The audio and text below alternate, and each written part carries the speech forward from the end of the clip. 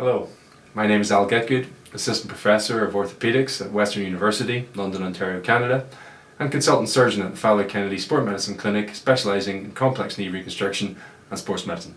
I'm Dr. Tim Burkhart. I'm a research scientist at Fowler Kennedy. I'm also an adjunct professor in the Department of Mechanical and Materials Engineering and the Department of Surgery at Western University.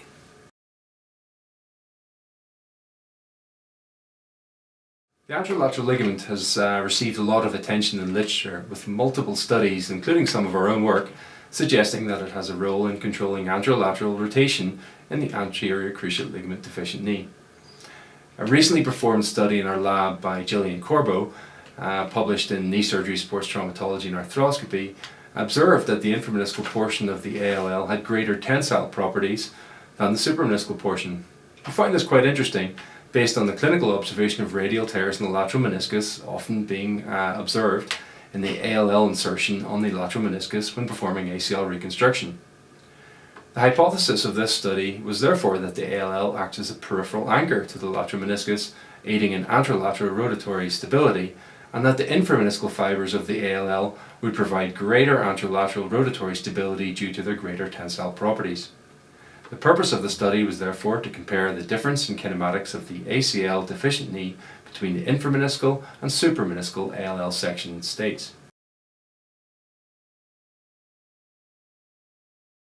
The most interesting finding from this study was that there were no differences in the kinematic profiles between the two sectioning states of the ALL. Furthermore, sectioning the ALL did not result in any clinically significant increases in anterolateral rotation compared to the ACL deficient state.